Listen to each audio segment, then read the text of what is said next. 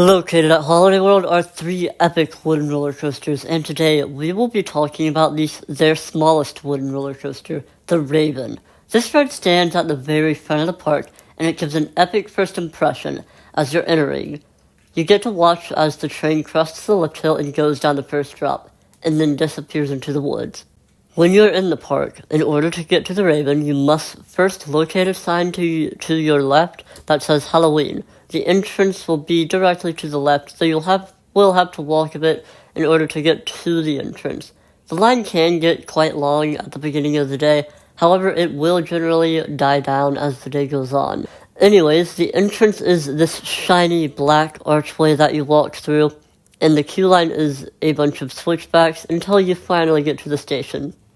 Then you pass under a turn around for the Raven and enter the station building.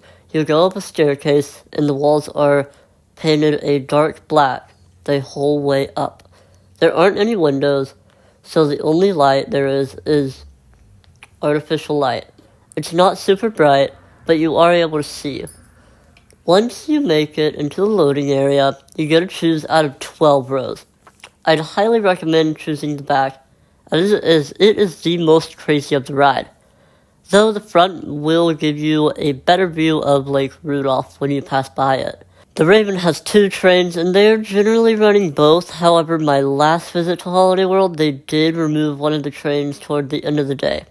Anyways, once you've chosen your row, wait for these shiny black gates to open and board your row. The station does have storage bins, so you can take your loose articles in line with you and won't need to worry about renting a locker. Buckle your seatbelt and pull down on the PTC lap bar and wait for the friendly staff to check all of the restraints, and then dispatch out of the station.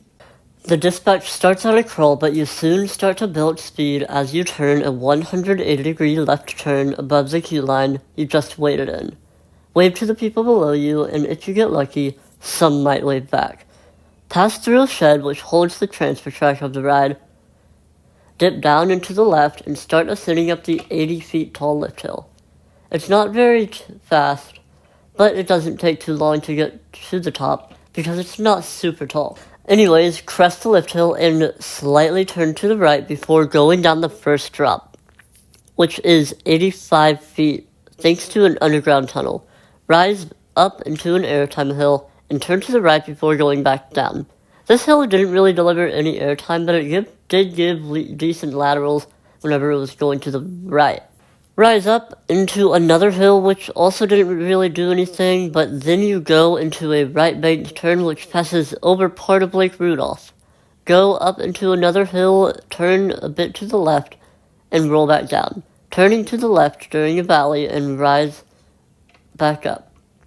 Go into the second largest drop of the ride, which is 61 feet tall, thanks to the terrain that this ride sits on. Neither of the main drops on this ride were super forceful, but they did give a nice feeling of speed. I'm not sure when you hit your top speed of 48 miles per hour, but I wouldn't be surprised if it's right after the second drop, just because of the terrain.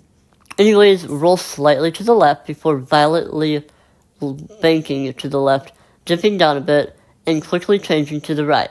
I was not expecting these transitions to be so violent the last time I went, so I almost ended up falling limp into the seat next to me. Thankfully, I was riding alone, so nobody got elbowed. The laterals in this section of the ride were incredible. Anyways, keep going through this long right turn and go into a final left turn. This one didn't really have any good with it. Anyways, roll into the final brake run, enter the station, and exit. Don't forget your loose articles. The ride operator tells you to have a great day, and you walk on to the long exit that is constructed with wooden boards. That concludes your experience on the Raven. Overall, the Raven is a pretty good wooden roller coaster. There's not really any wow moments of the ride. However, what the ride does deliver is extremely fun. There's not really any airtime, maybe a small dose here and there, but do not expect anything absolutely crazy. The laterals and crazy banking into the laterals is really what makes the ride for me.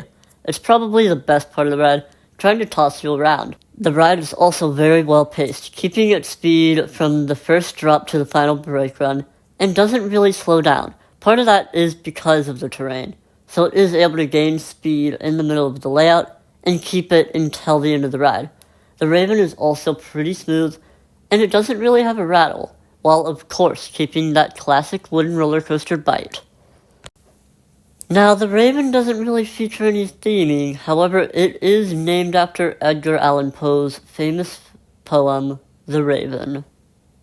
That's about all I have to say about the Raven at Holiday World. Would I recommend riding it during your visit to Holiday World? Absolutely. While this shouldn't be your highest priority to ride in the park, you should make some time to ride this when you visit the park, as it is an incredibly fun experience, and I think that you'd have a great time if you gave it a ride. Anyways, that's going to wrap up this review. I hope you've enjoyed, and I hope you have a great rest of your day.